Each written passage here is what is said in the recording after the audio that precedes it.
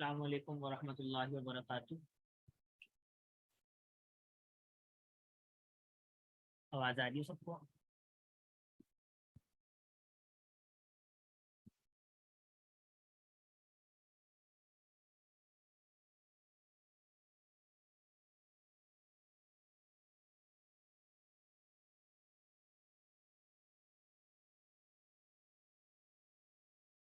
یہ سب کو آواز آ رہی ہے؟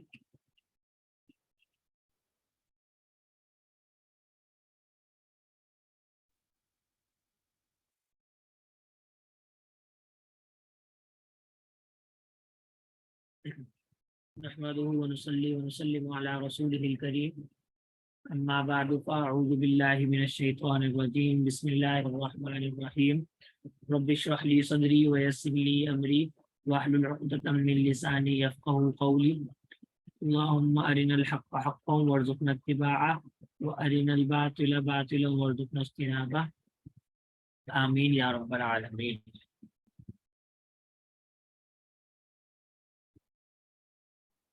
عن ابن عمر عن النبي صلى الله عليه وسلم قال ما من أيام أعظم عند الله ولا أحب إليه من العمل فيهن من هذه الأيام العشر فأكثروا فيهن من التهليل والتكبير والتحميد رواه أحمد في مسنده۔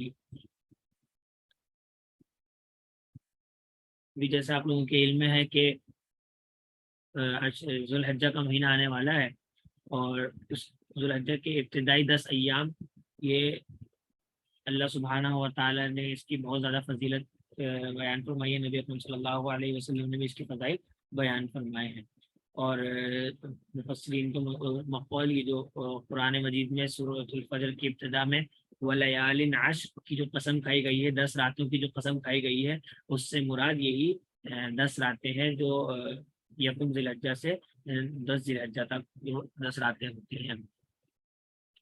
اس کے حوالے سے حضرت ابن عمر رضی اللہ تعالی عنہ سے نبی اکرم صلی اللہ علیہ وسلم کی حدیث مروی ہے، فرمایا ما من ایام اعظم عند اللہ، کہ کوئی بھی ایام اللہ سبحانہ و تعالیٰ کے نزدیک اس سے زیادہ افضل نہیں ہے، اللہ کے نزدیک زیادہ بڑے نہیں ہیں، ولا احب الیہ من العمل، اور عمل کے اعتبار سے زیادہ محبوب اور کوئی دن نہیں ہے، فیہن من ہذہ الایام العشر، کہ اس میں زیادہ اعمال کیے جائیں، وہ زیادہ محبوب ہو ان 10 دنوں کے مقابلے میں۔ تو پھر اس میں کیا کرنا چاہیے؟ فَأَكْثِرُوا فِيهِنَّ، تو اس کے اندر تمہیں چاہیے کہ تم کثرت کرو من التحلیل والتکبیر والتحمید، تحلیل، تکبیر اور تحمید کی کثرت کرو۔ تحلیل سے مراد لا الہ الا اللہ، تکبیر سے مراد اللہ اکبر، اور تحمید سے مراد الحمدللہ۔ یہ جو 10 دن آتے ہیں اس پہ دیگر نیک اعمال کے ساتھ ساتھ اللہ سبحانہ و تعالیٰ کے ذکر کی کثرت کرنی چاہیے۔ اس میں تکبیر، تحلیل اور تحمید کا خصوصی طور پر نبی اکرم صلی اللہ علیہ وسلم نے تذکرہ فرمایا ہے۔ اللہ سبحانہ و تعالیٰ ہمیں عمل کی توفیق عطا فرمائے، اور یہ جو 10 آ رہے ہیں ان کے اندر پورا فائدہ اٹھانے کی توفیق عطا فرمائے، اور اس کے اندر دیگر اعمال جو نیک ہیں ان کے ساتھ ساتھ روزوں کی کثرت اور ذکر کی کثرت کا خصوصی طور پر اہتمام کرنا چاہیے۔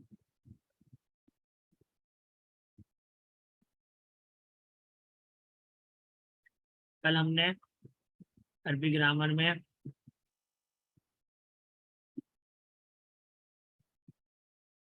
ضمائر کا چیپٹر پڑھا تھا۔ ضمائر یعنی پروناؤنس،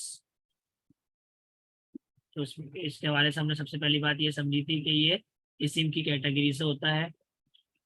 پھر دوسری بات ہم نے اس میں یہ سمجھی تھی کہ ضمائر مختلف قسم کے ضمائر ہوتے ہیں، کچھ عربی میں کچھ ضمائر متصل ہوتے ہیں اور کچھ منفصل ہوتے ہیں۔ ضمائر منفصلہ میں سے ہم نے پہلا پڑھا تھا، اور یہ چونکہ رفع کی جگہ پر آتا ہے تو اس لیے ہم نے کہا تھا کہ ضمائر مرفوعہ منفصلہ ان ضمائر کو ہم کہتے ہیں۔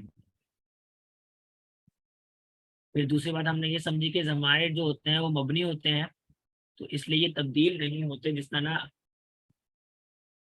کسی بھی حالت میں آئیں گے یہ سیم رہتے ہیں، اس وجہ سے ہم کہتے ہیں کہ یہ مبنی ہوتے ہیں.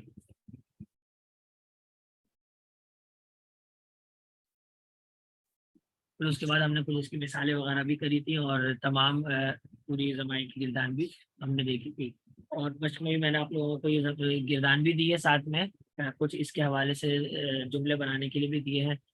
تو اس کو بھی مکمل کرنے کی کوشش کریں, انشاءاللہ یہ کلیئر ہو جائے گا.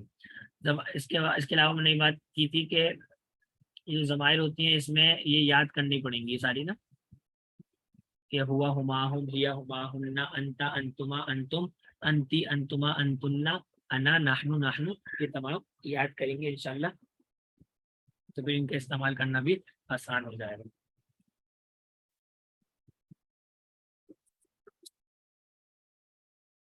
آج ہم انشاءاللہ مرکب اضافی سے آغاز کریں گے. آج کا جو ہمارا ٹاپک ہے وہ بالکل نیو ٹاپک ہے. اس کا جملہ اسمیہ اور جو ابھی ہم نے پڑھا تھا اس سے براہ راست تعلق جملہ اسمیہ سے بھی نہیں ہے, اور مرکب توصیفی وغیرہ سے بھی اس کا براہ راست تعلق نہیں ہے. البتہ بنیاد میں جو ابتدا میں جو ہم نے اسم کی 4 اعتبارات سے جائزہ لیا تھا وہ ہمارا بعد میں جب تک ہم اسم پڑھتے رہیں گے اور انشاءاللہ بعد میں بھی وہ کام آتا رہے گا. تو اس کے علاوہ جو ابھی جملہ اسمیہ اور مرکب توصیفی ہے, اگر کسی کا وہ کلیئر نہیں بھی ہوگا تو انشاءاللہ اس میں انشاءاللہ فرق نہیں آئے گا. البتہ اس کو بھی پکا کریں. آج ہمارا جو ٹاپک ہے وہ ایک طرح سے بالکل نیو ٹاپک ہے.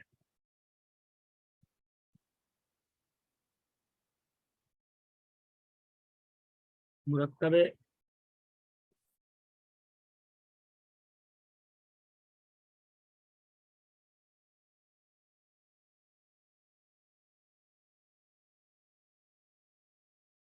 مرکب اضافی. مرکب اضافی اس کو اس کا ترجمہ ہم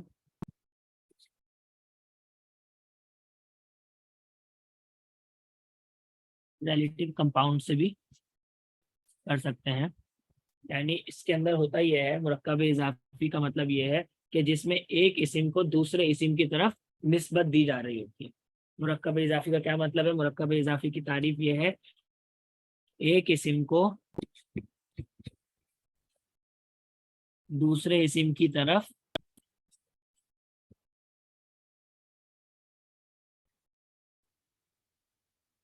نسبت دی جا رہی ہوتی ہے.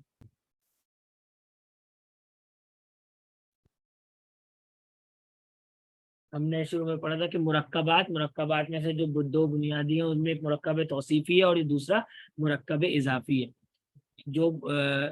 جو انکمپلیٹ سینٹینس ہوتا ہے نا کہ اس میں بات مکمل نہیں ہوئی ہوتی, مرکبات ناقص میں سے یہ ہے مرکب اضافی. اس کی تعریف کیا ہے کہ ایک اسم کو دوسرے اسم کی طرف نسبت دی گئی ہو تو اس کو ہم کہتے ہیں کہ یہ مرکب اضافی ہے.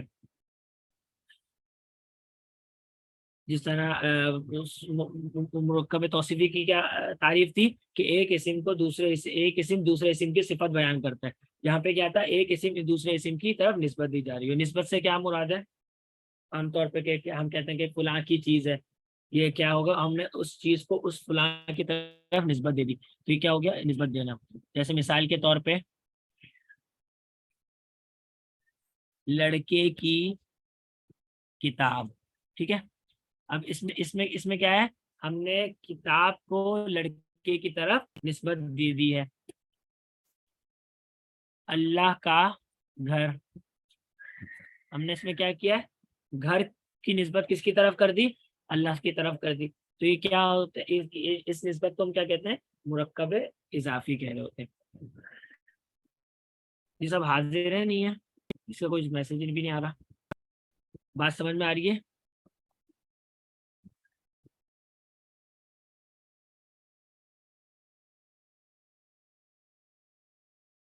جی ٹھیک,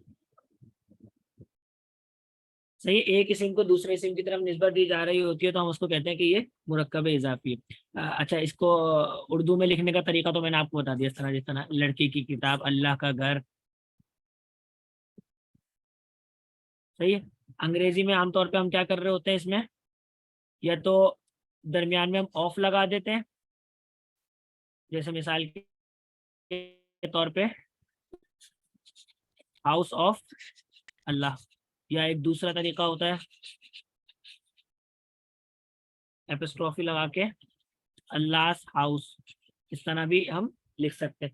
تو یہ جو تمام جو مرکبات بن رہے ہیں، یہ تمام مرکبات کیا کہلاتے ہیں؟ مرکب اضافی کہلاتے ہیں، ایک اسم کو دوسرے اسم کی طرف نسبت دی جا رہی ہوتی ہے۔ صحیح ہے؟ یہاں تک کلیئر ہوگا کہ مرکب اضافی کسے کہتے ہیں، یہ بات واضح ہو گئی ہے سب کو؟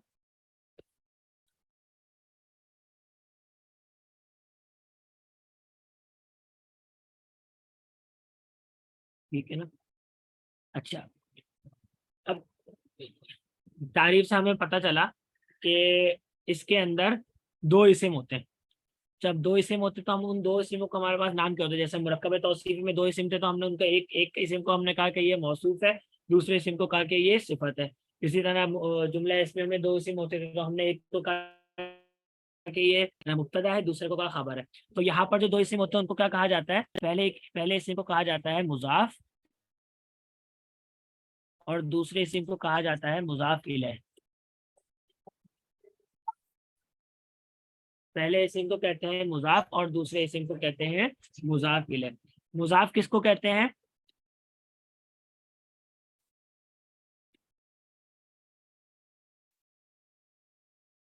جس کی نسبت کی جا رہی ہوتی ہے،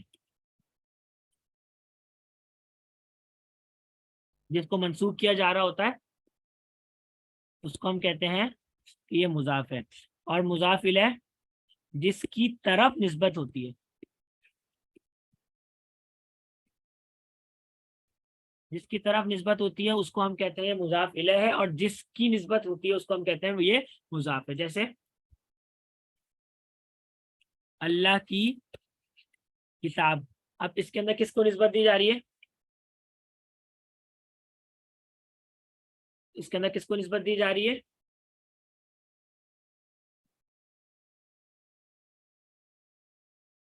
جلدی جلدی جواب دے دیں۔ صحیح ہے، کتاب کو ہم نسبت دے رہے ہیں تو یہ کتاب ہو گیا مضاف، اور کس کی طرف نسبت دی جا رہی ہے؟ اللہ سبحانہ و تعالیٰ کی طرف اس کی نسبت دی جا رہی ہے، تو ہم اس کو کہیں گے کہ یہاں پہ جو لفظ اللہ ہے یہ مضاف الیہ ہے۔ صحیح ہے؟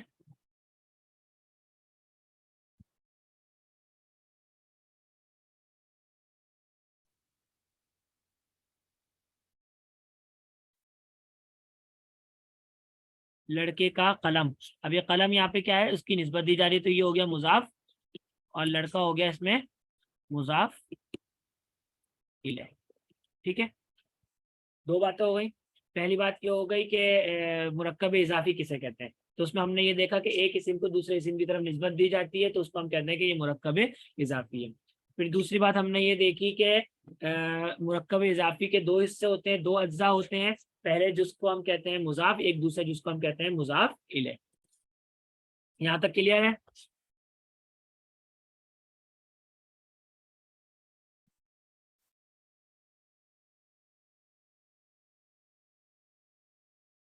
یہاں تک کوئی کنفیوژن تو نہیں ہے؟ بات کلیئر ہو رہی ہے بالکل؟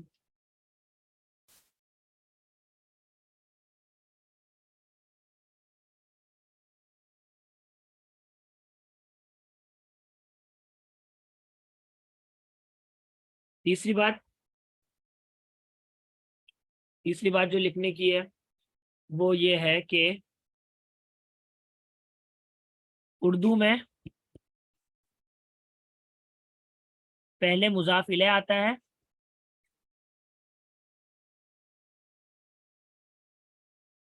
اور مضاف بعد میں آتا ہے۔ جیسے یہاں پہ ہم نے دیکھا کہ مضاف الیہ پہلے آ رہا ہے اور مضاف بعد میں آ رہا ہے، جبکہ عربی میں کیا ہوتا ہے؟ جبکہ عربی میں برعکس ہے۔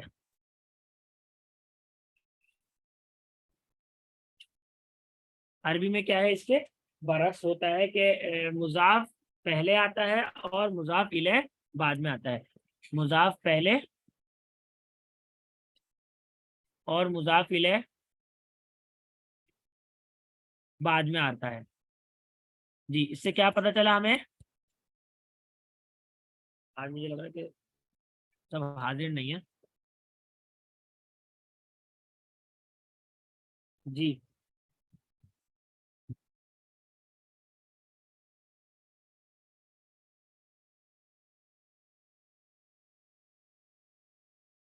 جی، اس میں پھر اس کا کیا مطلب ہوا کہ ترجمہ الٹا ہوگا. اس سے اس بات سے ہمیں کیا پتا چلا کہ ترجمہ الٹا کریں گے. کہ یعنی پہلے ہم مضاف، یعنی اردو میں اگر لکھا ہوا ہے کہ پہلے مضاف الیہ آ رہا ہے بعد میں مضاف آ رہا ہے، تو ہم عربی میں کرتے ہوئے پہلے مضاف کا ترجمہ کریں گے اور پھر مضاف الیہ کا ترجمہ کریں گے. جبکہ اس میں اگر ہم دیکھیں، اگر عربی میں ہے، عربی سے ہمیں اردو میں ترجمہ کرنا ہے، تو ہم پہلے مضاف الیہ لائیں گے اور پھر بعد میں مضاف لائیں گے، تو پھر ہمارا ترجمہ صحیح ہونا شروع ہوگا، ورنہ ہمارا ترجمہ غلط ہوگا. اردو میں عام طور پہ مرکب اضافی کی پہچان ہوتی ہے کا، کی، کے وغیرہ درمیان میں آ رہا ہوتا ہے. جی فرمائیں.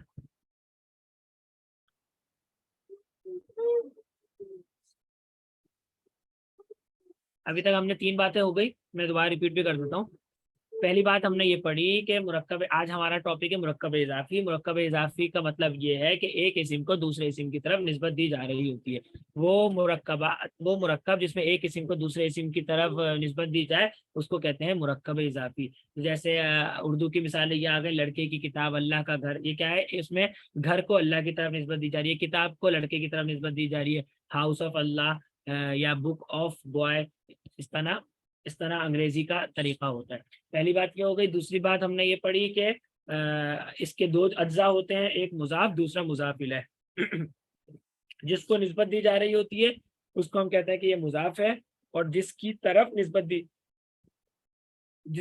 نسبت دی جا رہی ہوتی ہے اس کو ہم کہتے ہیں کہ یہ مضاف الیہ ہے. ٹھیک ہے. اور تیسری بات ہم نے یہ پڑھی، دونوں کا جو ترجمہ ہوتا ہے وہ اردو کے برعکس ہوتا ہے. اردو میں پہلے مضاف الیہ آتا ہے، بعد میں مضاف آتا ہے، اور عربی میں پہلے مضاف اور بعد میں مضاف الیہ آتا ہے. جی اب سمجھ میں آ گئی؟ اب کلیئر ہے؟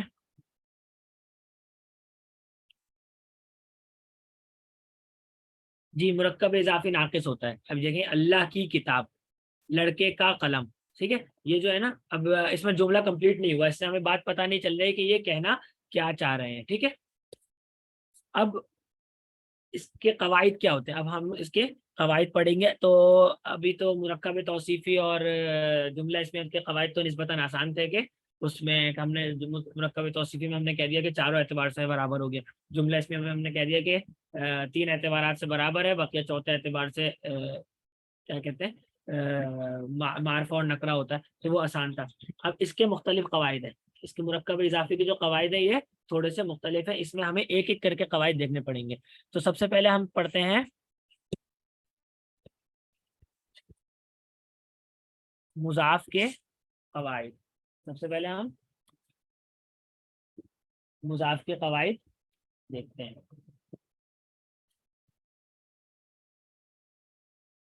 مضاف، سب سے پہلا قاعدہ آپ اس کا لکھیں مضاف کا. مضاف پر کبھی لام تعریف یعنی جو ال ہوتا ہے، ہم نے پڑھا تھا نا معرفہ بنانے کے لیے ال لگاتے ہیں، داخل نہیں ہوتا.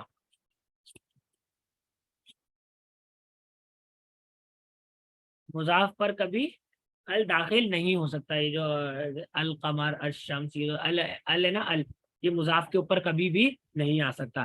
پہلا قاعدہ یہ لکھیں کہ مضاف کے اوپر کبھی ال داخل نہیں ہوتا. دوسرا قاعدہ لکھیں، مضاف پر کبھی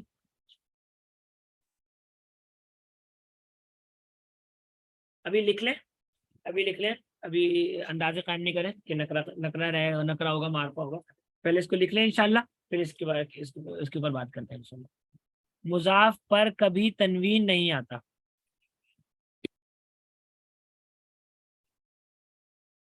صحیح ہے. مضاف پر کبھی تنوین نہیں آتا. جی ابھی یہ قواعد لکھ لیں آپ جلدی جلدی، میں انشاءاللہ پھر ریپیٹ بھی کر دوں. صحیح ہے. پہلا قاعدہ مضاف پر کبھی ال داخل نہیں ہوتا، اور دوسرا قاعدہ کہ مضاف پر کبھی تنوین نہیں آتا. یہ دو مضاف کے بہت بنیادی قواعد ہیں، اور بھی قواعد ہیں لیکن وہ انشاءاللہ ہم بعد میں دیکھیں گے، ابھی جو بنیادی قاعدے ہیں وہ یہ ہیں. صحیح ہے. سب لکھ لیں، میں جو ابھی جنہوں نے ابھی جوائن کیا ان کے لیے میں ایک مرتبہ ریپیٹ کر دیتا ہوں دوبارہ کہ آج ہم مرکب اضافی پڑھ رہے ہیں. مرکب اضافی کا مطلب یہ ہوتا ہے کہ ایک اسم کو دوسرے اسم کی طرف نسبت دی جاتی ہے. جیسے کہ لڑکی کی کتاب اللہ کا گھر، یہ ایک اسم یعنی گھر کو اللہ کی طرف نسبت دی جا رہی ہے، کتاب کو لڑکے کی طرف نسبت دی جا رہی ہے. تو یہ کیا ہوتا ہے؟ مرکب اضافی اس کو کہا جاتا ہے. پھر دوسری بات یہ ہم نے پڑھی کہ مرکب اضافی کے اندر دو اجزاء ہوتے ہیں، ایک مضاف اور دوسرا مضاف الیہ. مضاف وہ جس کو نسبت دی جاتی ہے، مضاف الیہ جس کی طرف نسبت کی جا رہی ہوتی ہے. ٹھیک ہے. پھر اس کے بعد ہم نے یہ بات پڑھی کہ جو اردو اور عربی میں برعکس ہوتا ہے، اردو میں پہلے مضاف الیہ اور بعد میں مضاف آتا ہے، عربی میں پہلے مضاف اور بعد میں مضاف الیہ آتا ہے. پھر ہم نے مضاف کے قواعد پڑھنے شروع کیے تو ہم نے یہ بات پڑھی کہ مضاف پر کبھی ال داخل نہیں ہوتا، اور دوسری بات ہم نے یہ پڑھی کہ مضاف پر کبھی تنوین بھی نہیں آتا. اچھا، اس کی حالت کیا ہوتی ہے؟ یہ موقع محل کے اس اعتبار سے کبھی تینوں حالتیں اس میں آ سکتی ہیں. ٹھیک ہے. مضاف کی تینوں حالتیں ہو سکتی ہیں، یعنی رفع بھی ہو سکتا ہے، نصب بھی ہو سکتا ہے، اور جر بھی ہو سکتا ہے. ٹھیک ہے. یہ ہو گئے مضاف کے قواعد، اس کو آپ لکھ لیں.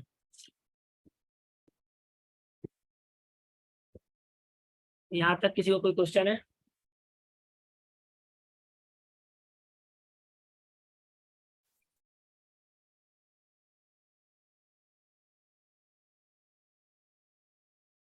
یہ سب نے لکھ لیا اور کوئی بالکل کلیئر ہے؟ کوئی کوشچن نہیں ہے؟ سب نے لکھ لیا؟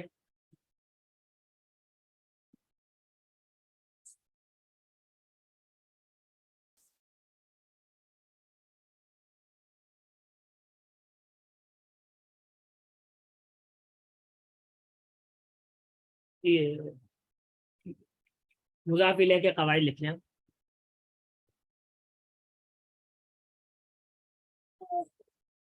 پہلا قاعدہ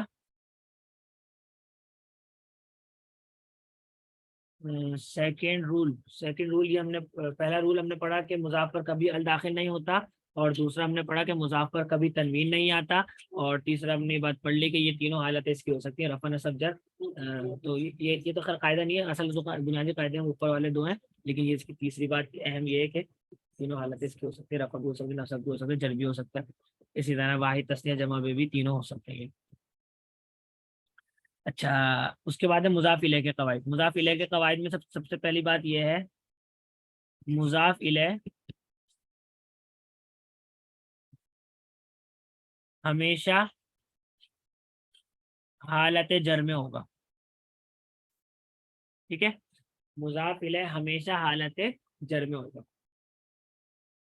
آپ لوگوں کو یاد ہوگا کہ میں نے ایک مرتبہ یہ بات بتائی تھی کہ عربی زبان میں 8 ایسی چیزیں ہیں جو رفع ہوتی ہیں، 12 ایسی چیزیں ہیں جو نصب ہوتی ہیں، اور 2 ایسی چیزیں ہیں جو جر ہوتی ہیں. ٹھیک ہے. میں انشاءاللہ اس کو اگر کبھی موقع ملا تو انشاءاللہ اس کو میں آپ لوگوں کو لکھوا بھی دوں گا، یا میں بنا کے بھیج دوں گا.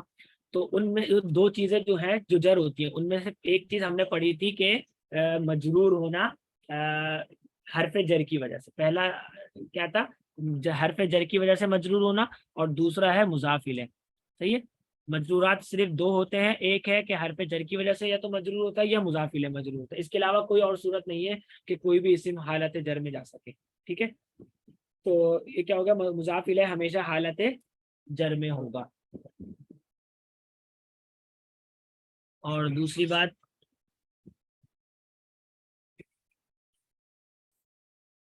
مضاف الیہ پر ال بھی لگا سکتے ہیں، موقع کی مناسبت سے ال بھی لگ سکتا ہے، اور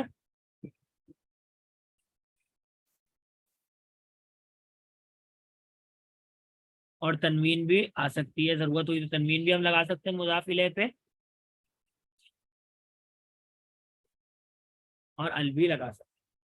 بنیادی قواعد یہ مرکب اضافی کے جو بنیادی قواعد ہیں ابھی جو ہم نے پڑھے، ان میں سے وہ 3 یہ ہیں.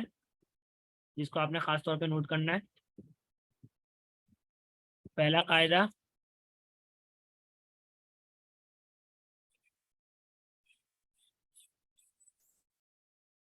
کو خاص طور پہ آپ نے نوٹ کرنا ہے.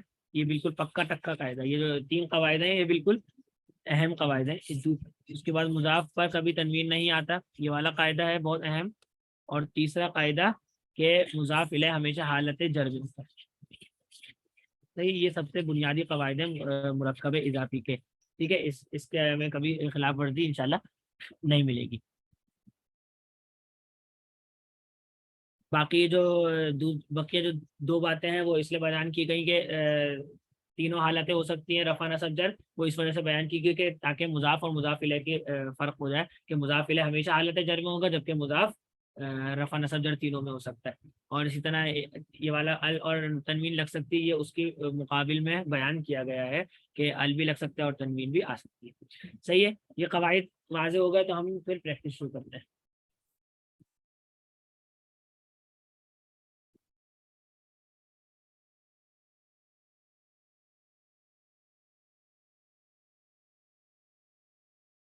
ٹھیک. تو ہم نے اوپر 2 جملے بنائے تھے. سب سے پہلے ہم نے بنایا تھا اللہ کی کتاب. اللہ کی کتاب اور اللہ کی کتاب. اب ہم اس کے اوپر قواعد اپلائی کرتے ہیں. اب اس کا ترجمہ کرنا ہے اللہ کی کتاب کا. تو کیا ترجمہ ہوگا؟ سب سے پہلے ہم نے کہا کہ ترجمہ الٹا ہوگا. پہلے کتاب کا ترجمہ آئے گا پھر اللہ کا ترجمہ آئے گا. صحیح ہے. یہاں لکھ دیں آپ کتاب اور یہاں ہو جائے گا لفظ اللہ. ٹھیک ہے. اچھا اب کتاب کتاب کیا کیا ہوگا یہاں پہ؟ الکتاب آنا یہ غلط ہو جائے گا.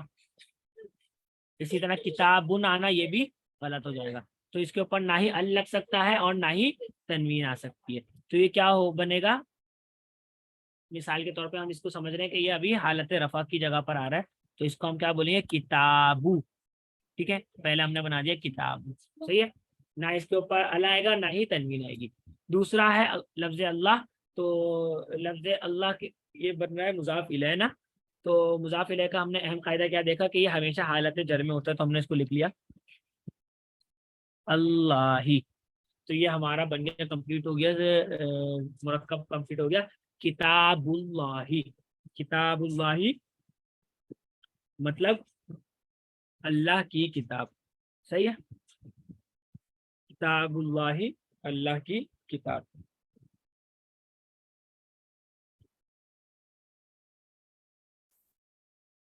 صحیح. یہ نصب میں بھی آ سکتا ہے. اگر مثال کے طور پہ یہ مفعول بن رہا ہوتا تو ہم اس کو کتاب اللہ بھی پڑھ سکتے ہیں. صحیح ہے.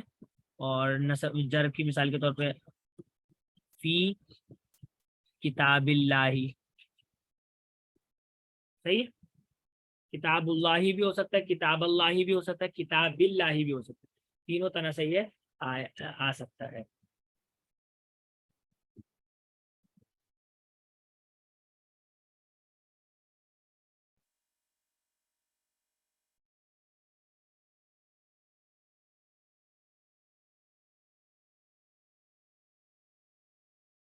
دوسری بات دوسرا کو بنا پوچھا نعمت اللہ.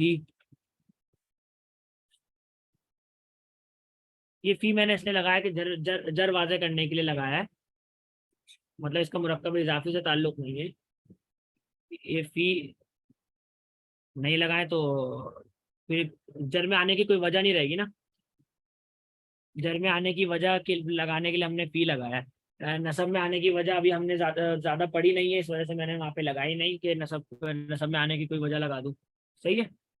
لیکن جر میں آنے کی ہم وجوہات پڑھ چکے ہیں تو اس وجہ سے میں نے یہاں پہ فی لگا دیا. نعمت اللہ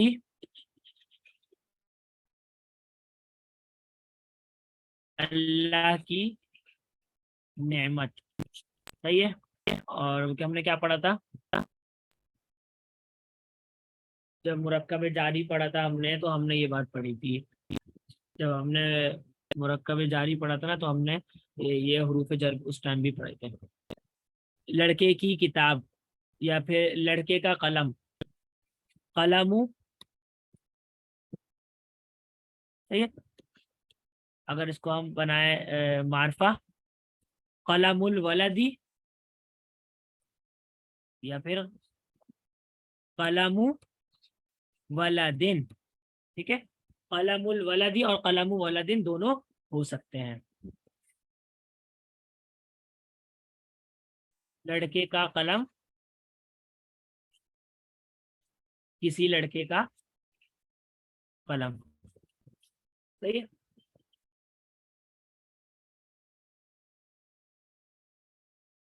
کنفیوژن کیا ہو رہی ہے وہ آپ مجھے بتا دیں.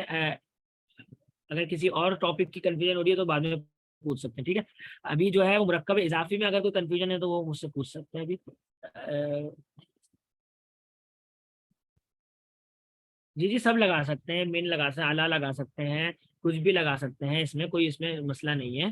وہ جو ہم نے حروف جار پڑھے تھے تو وہ حروف جار لگایا جا سکتے ہیں اس میں. ابھی صرف یہ بتانے کے لیے کہ یہ رفع نصب جر اس کی پہچان کرانے کے لیے میں نے یہ لگا دیا ہے.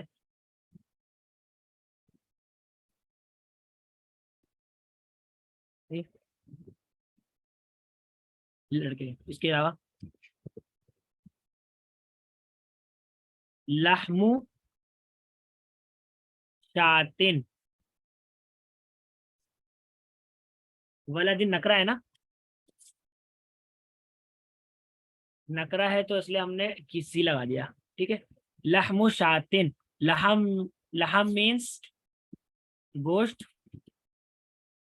اور شات مینس بکری یا بکری. ٹھیک ہے, تو اس کا ترجمہ کرنا ہے ہم نے. تو اس کا کیا ہو جائے گا, الٹا ترجمہ کریں گے. پہلے آ جائے گا بکری اور گوشت آ جائے گا آخر میں, اور ہمیں درمیان میں ملانے کے لیے اردو میں کیا کرتے ہیں, کالا لگا دیتے ہیں, بکری کا گوشت. اور نکرا ہے تو ہم کہتے ہیں کسی بکری کا گوشت. صحیح ہے. اب جو اس سے ہمیں ایک یہ بات پتہ چل گئی کہ الگ الگ اعتبار سے, یعنی مضاف کی حالت کیا ہے اور وہ مضاف کی حالت کیا ہے, رفع ہے, نصب ہے, جر ہے, وہ تینوں آ سکتی ہیں. ٹھیک ہے, جبکہ مضاف الیہ کی حالت کیا ہے, تو وہ ہمیشہ حالت جر ہی میں ہوتا ہے. صحیح ہے. تو یہ تو ہو گیا الگ الگ اعتبار سے. لیکن اگر کوئی ہم سے پوچھے کہ مضاف یہ مرکب اضافی کس حالت میں, یہ جو پورا مرکب اضافی بن رہا ہے تو یہ کون سی حالت میں آ رہا ہے, تو اس کا اعتبار ہم مضاف الیہ سے تو لگا نہیں سکتے کیونکہ وہ تو ہمیشہ حالت جر ہی میں ہوگا. تو اس کا اعتبار لگانے کے لیے کیا ہوتا ہے, حالت کو جاننے کے لیے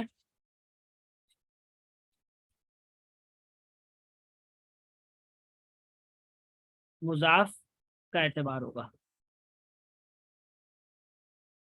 کہ اگر مضاف رفع ہے, نصب ہے یا جر ہے. جبکہ وسعت پہچاننے کے لیے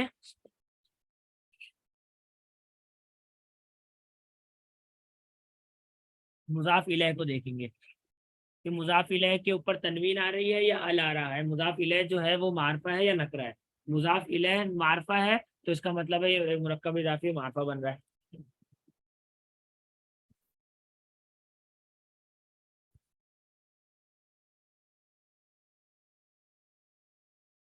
صحیح ہے. حالت کی پہچان کے لیے ہم مضاف کی طرف دیکھیں گے اور وسعت کی پہچان کے لیے ہم مضاف الیہ کی طرف دیکھیں گے.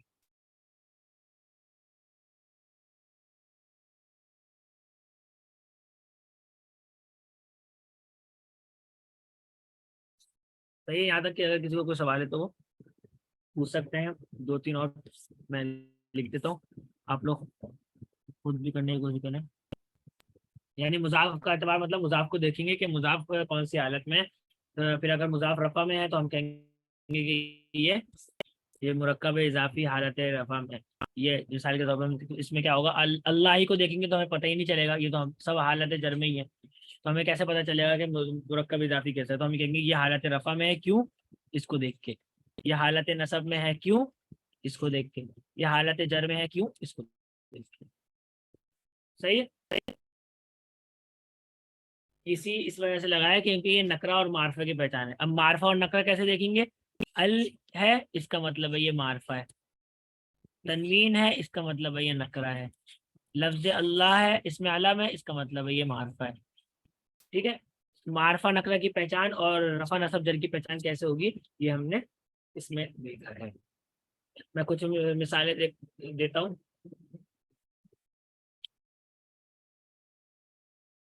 تو مجھے ترجمہ بتائیں.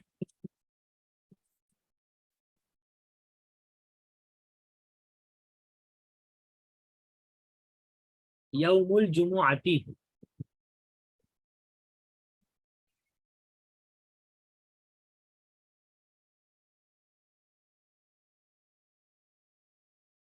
جی ماشاء اللہ. لبنو بقرین. جمعے کا دن.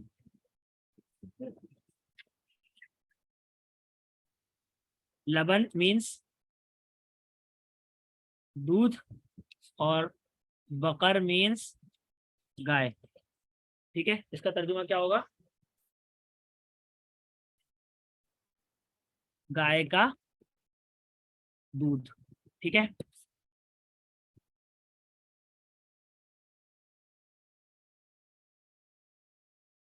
رب البیتی.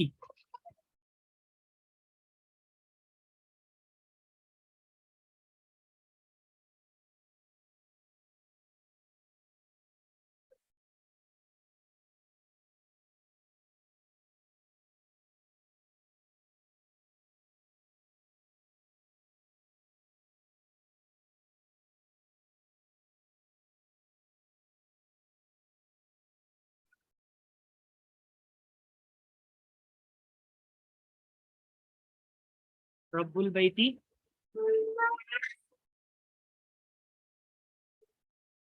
اللہ کا گھر کیسے بنے گا یہ؟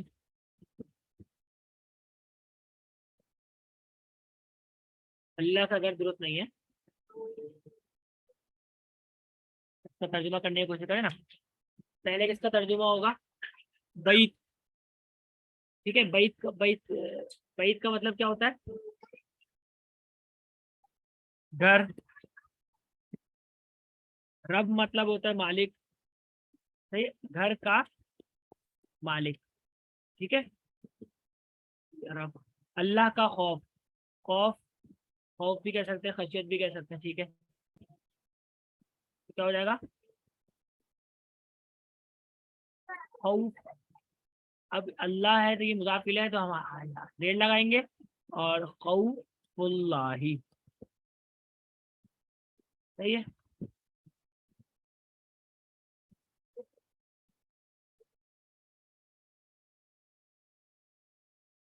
رسول صلی اللہ علیہ وسلم کی دعا.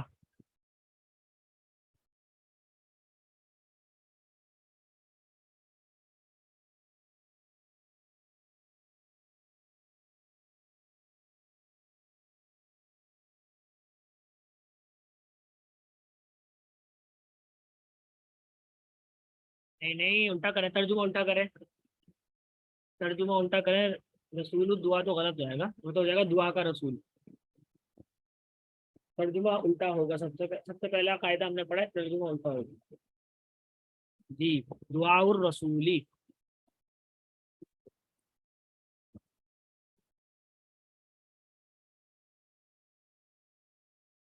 کسی عمل کرنے والے کا عمل.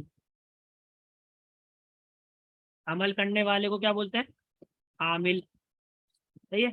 عمل عمل عمل ہی ہو گیا. صحیح ہے. اب چونکہ کسی آ رہا ہے تو اس کا مطلب ہے کہ یہ نکرہ میں ہم لائیں گے. کیا بنے گا؟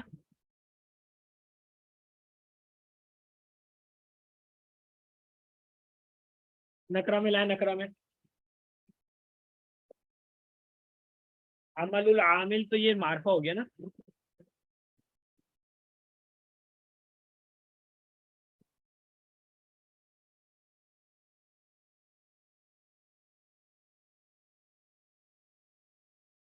عمل عاملین. صحیح ہے. کلیئر ہو رہا ہے سب کو؟ اب قرآن مجید سے کچھ مثالیں دیکھتے ہیں.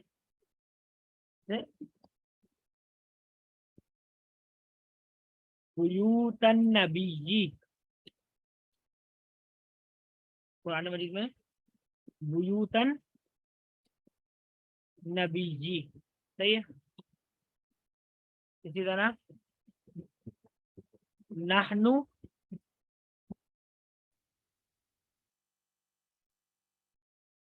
کو بھی تھوڑی دیر کے لیے رہنے کا.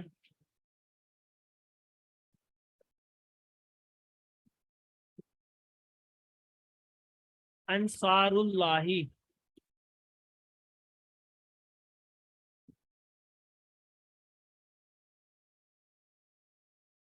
تنوین کیوں نہیں آئے گی؟ تنوین تو یہ مضاف الیہ ہے نا. مضاف الیہ پہ تو ال بھی آ سکتا ہے, تنوین بھی آ سکتی ہے. دونوں کا فرق واضح رکھیں. مضاف پر نہ ال آتا نہ تنوین آتی, اور مضاف الیہ ہمیشہ حالت زر میں ہوتا ہے. یہ دو اہم بنیادی قواعد, اس کو خاص طور پہ رکھیں ذہن میں.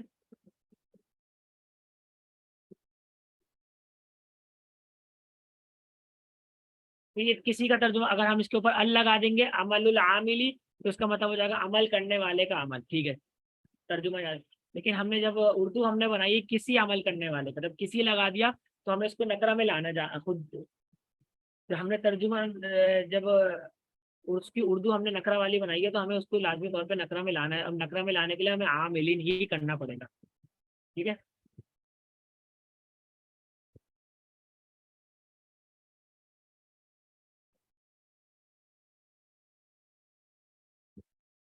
دوسری اہم بات یہاں تک کلیئر ہو گیا, یہاں تک کسی کو کوئی کنفیوژن تو نہیں ہے؟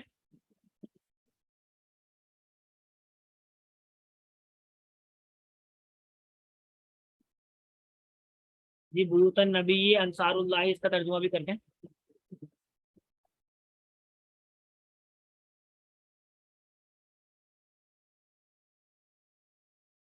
بیوت ہوتے ہیں, بیوت بیت کی جمع ہے, گھر, یعنی جمع میں گھر. ٹھیک ہے.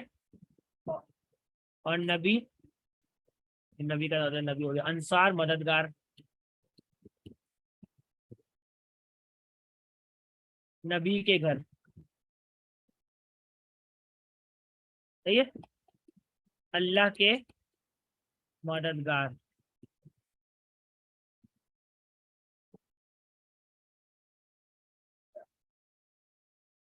میں یہ عرض کر رہا تھا, اب اس کے بعد اگلی بات ہے, اس سے اگلی بات ہے کہ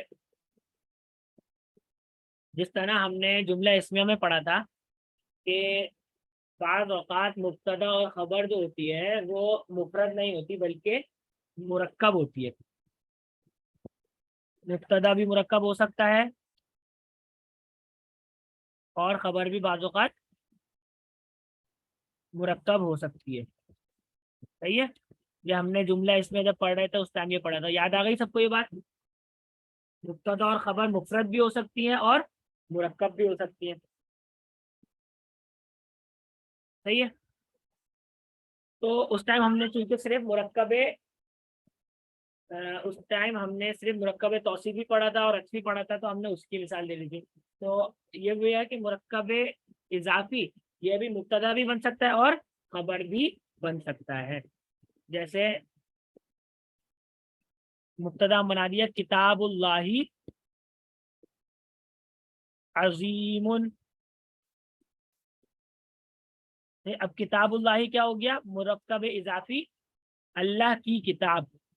صحیح ہے, مرکب اضافی ہو گیا. لیکن یہ معرفہ ہے تو ہم کہیں گے یہ مبتدا ہے, اور عظیم یہ اس کی خبر ہو گئی. کتاب اللہ, اس کا ترجمہ ہم نے پہلے کیا, اللہ کی کتاب. اور پھر عظیم کا مطلب عظیم ہے. ٹھیک ہے, اللہ کی کتاب عظیم ہے. اسی طرح قرآن مجید میں کیا ہے؟ نحنو انصار اللہ.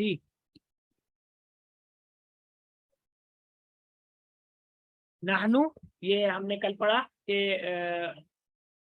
اسم کی جگہ ضمیر آئی ہے اور مبتدا بن گیا مبتدا, اور انصار اللہ یہ ہو گئے اس کی خبر.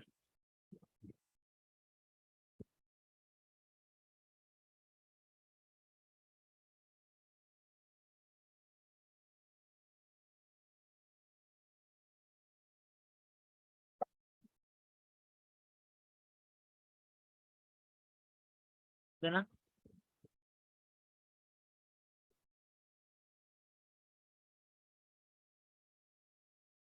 رأس الحکمتی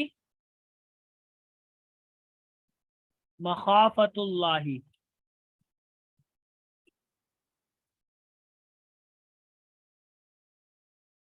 रअसुल हिकमती मखाफतुल्लाह, जी पूछे मुझे।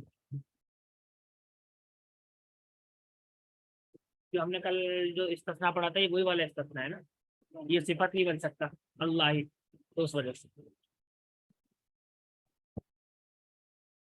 नहीं। रअसुल हिकमती मखाफतुल्लाह,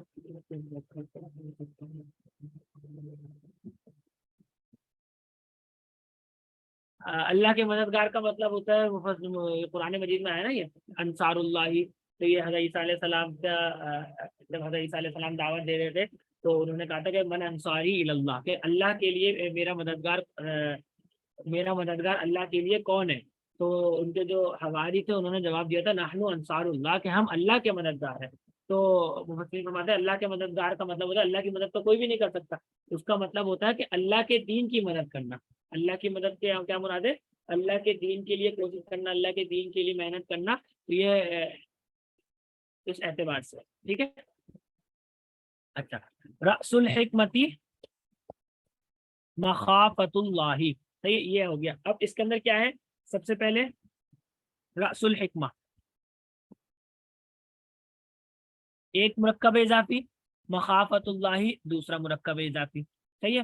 पहले मुरक्कब इजाफी को हम बना देते हैं मुब्तदा, दूसरे मुरक्कब इजाफी को बना देते हैं हम खबर। तो क्या हो गया, हिकमत। रास का वैसे तो मतलब होता है सर, ठीक है, लेकिन यहाँ पे हिकमत का सर से क्या मुराद है, हिकमत की जड़, या हिकमत का असल, हिकमत की जड़ क्या है, अल्लाह का खौफ है। ठीक है, अब यहाँ पे भी देखें हिकमत की जड़, एक मुरक्कब इजाफी, अल्लाह का खौफ दूसरा मुरक्कब इजाफी, और मुब्तदा और खबर बन रही है इसलिए हमने आखिर में है का इजाफा कर दिया। दो मुरक्कब इजाफी, दो मुरक्कब इजाफी के साथ हमने ये कंप्लीट कर लिया।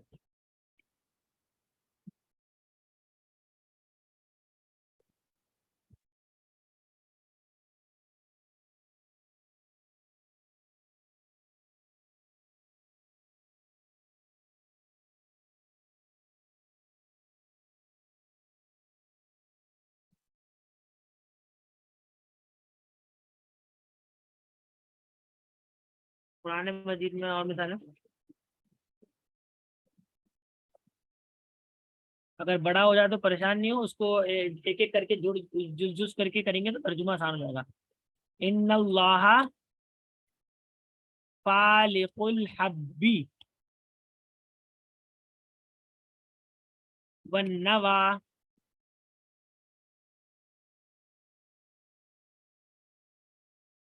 क्या है, इन्नल्लाहा फालिकुल हब्बी वन नवा। अब इसका हम एक एक करके तर्जुमा करें।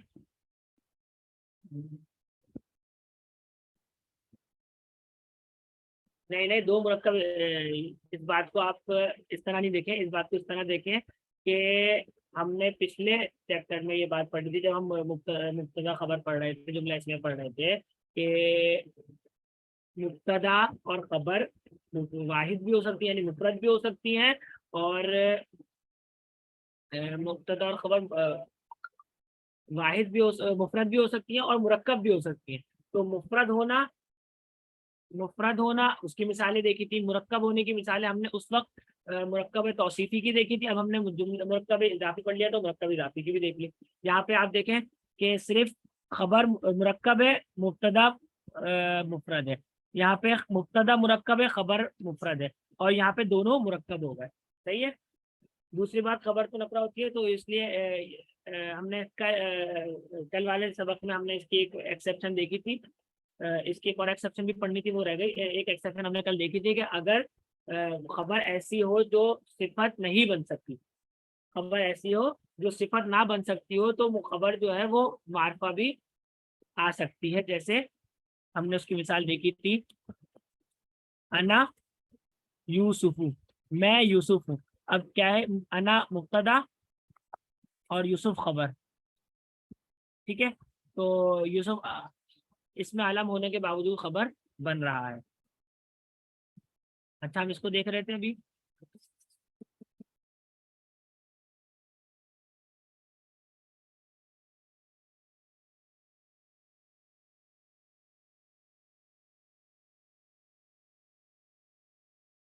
ان اللہ فالق الحب والنوى نا. تو ان یہ آ گیا تاکید کے لیے. ان کے بعد آتا ہے ان کا اسم اللہ. اللہ مفرد ہے. اب اس کے آگے ہم نہ اس کو آگے کسی سے جوڑ سکتے نہ اس سے مرکب توصیفی بن رہا نہ مرکب اضافی بنا سکتے ہیں. ٹھیک ہے, تو اس لیے ہم کہہ دیں گے یہ ہو گیا ان کا اسم. اس کے بعد آ رہا ہے ورڈ فالقو. اب فالقو ایسا ورڈ ہے نہ اس کے اوپر ال ہے اور نہ ہی اس کے اوپر تنوین ہے.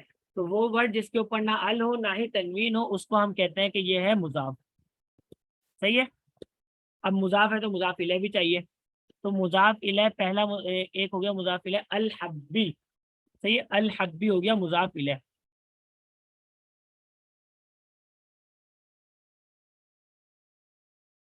مضاف الیہ ہو گیا. ون, اب ہم نے آگے دیکھا ون نوا بھی آ رہا ہے. صحیح ہے, تو ون نوا کو ہم نے حب کے ساتھ ہی اس کو بنایا. یہ بن رہا ہے مرکب عطفی. یہ معطوف اور معطوف علیہ بن کے مرکب عطفی بن گیا, اور مرکب عطفی پورا مل کے مضاف الیہ کہلائے گا. دونوں اعتبار سے ہو سکتا ہے. اس کو ہم اس کو مضاف الیہ بنا دیں اور پھر یہ فالقو مضاف بنا دیں. تو کیا ہو گیا مضاف اور مضاف الیہ بن کے ہو گیا ان کی خبر. صحیح ہے. ان کی خبر حالت رفع میں آتی ہے, ان کا اسم حالت نصب میں آتا ہے. ٹھیک ہے.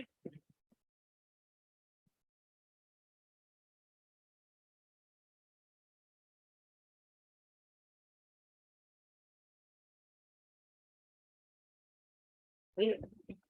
اس کی واحد تسنیہ جمع بھی مضاف الیہ جو ہوتا ہے وہ تو آسانی کے ساتھ واحد تسنیہ جمع میں آسانی سے آتا ہے, اور جبکہ مضاف میں کچھ فرق آتا ہے وہ انشاءاللہ کل پڑھیں گے. تو تسنیہ کی مثال دیکھ لیں جو قرآن مجید میں آ رہا ہے. فصیام شہرینی. اب شہرینی کیا ہے, تسنیہ ہے. ٹھیک ہے, لیکن یہاں پہ کیا بن رہا ہے, یہ مضاف الیہ بن رہا ہے. تو کیا مطلب ہو گیا شہرینی کا مطلب, اس کا ترجمہ کیا ہوگا, سیام الشہرینی.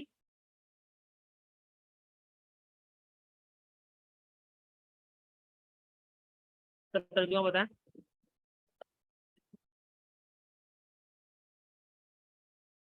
نہیں نہیں, سیام رمضان کا تو مطلب ہی نہیں ہے اس میں. سیام مطلب ہوتا ہے روزے. شہر مطلب ہوتا ہے مہینہ. کتنے, دو ہے نا, تسنیہ بھی تو ہے.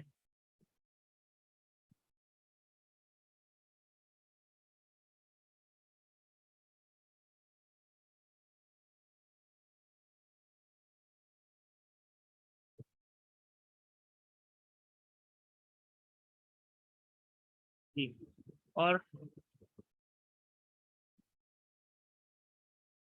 صحیح ہے, کوئی سے 2 مہینے کے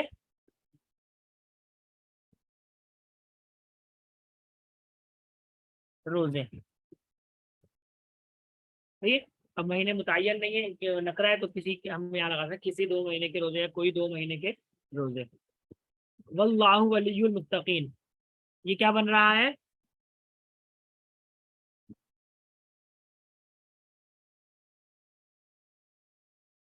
اوپر والا. جی, اس کا ترجمہ رہ گیا ان اللہ, بے شک اللہ, فالق الحب والنوا. اس کا ترجمہ ہوتا ہوگا حب کہتے ہیں دانے کو, نوا کہتے ہیں گٹھلی کو. حب کا مطلب ہوتا ہے دانا اور اس کا مطلب ہوتا ہے گٹھلی. صحیح ہے. گٹھلی دانے اور گٹھلی کا پھاڑنے والا. فالق مطلب ہوتا ہے پھاڑنے والا. دانے اور گٹھلی کا پھاڑنے والا. تو کیا ہو جائے گا ان اللہ, بے شک اللہ دانے اور گٹھلی کو پھاڑنے والا ہے. دانے اور گٹھلی کا پھاڑنے والا ہے. صحیح ہے. واللہ ولی المتقین, اور اللہ مبتدا, اور اللہ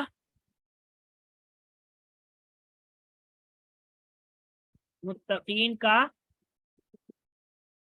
دوست ہے. ٹھیک ہے.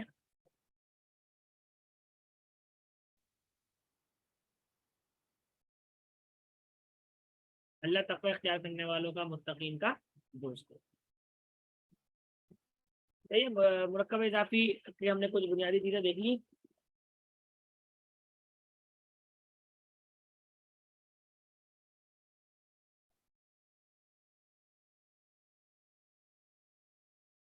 کسی کو کوئی سوال ہو تو وہ کر سکتے ہیں، باقی وقت مکمل ہو گیا.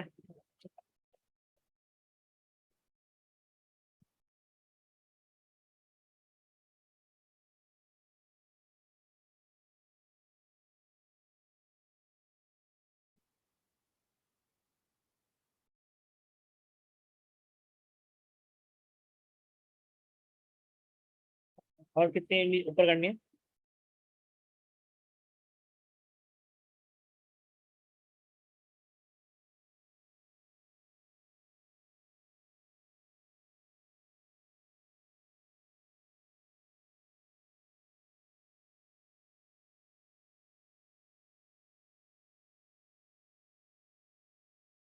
جی، مالکی یوم الدین. مالکی یوم الدین میں معاملہ یہ ہے کہ اس کے اندر دو مضاف اور دو مضاف الیہ بن گئے، تو ابھی ہم نے پڑھا نہیں ہے نا. بدلے کے دن کا مالک، صحیح ہے. تو دو مضاف ہیں، دو مضاف الیہ ہیں. تو انشاءاللہ کل پڑھ لیں گے تو پھر یہ ایگزامپل واضح ہوگی.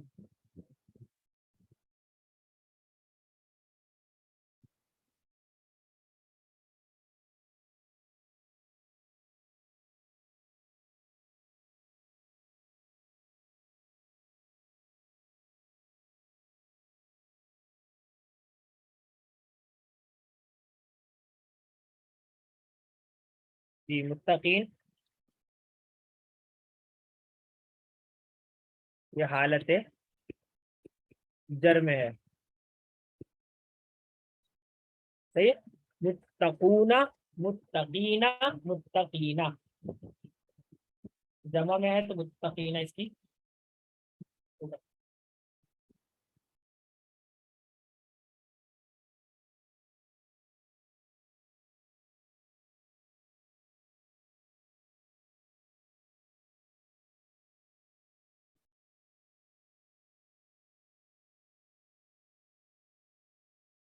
تو کوشچن نہیں ہے.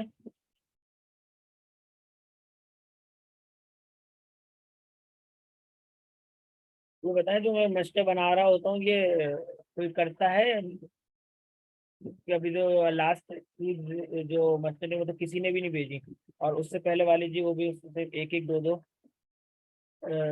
مل رہی تھی. بقیہ ہمارے پاس تو تقریباً 50 تک تقریباً یہ رجسٹریشن ہیں، اور صرف ایک یا دو لوگوں کی موصول ہوتی ہے. اور لاسٹ 10ویں اور 11ویں والی تو کسی نے بھی نہیں بھیجی ابھی تک.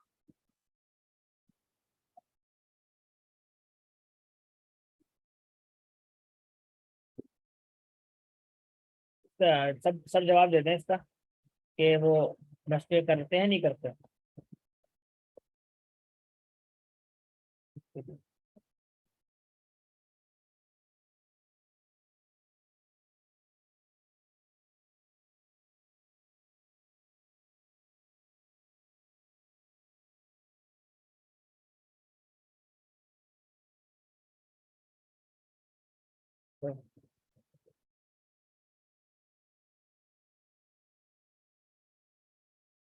جی، خبر.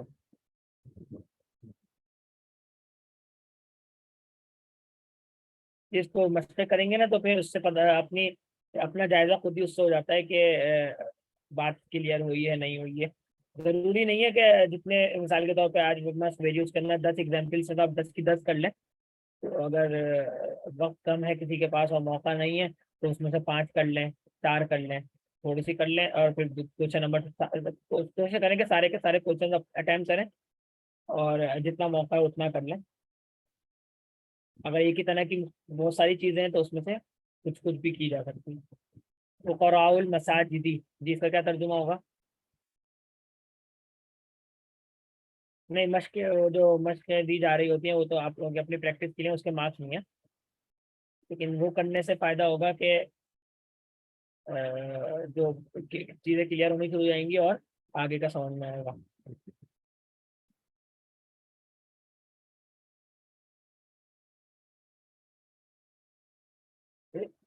مسجدوں کے فقیر. ٹھیک ہے.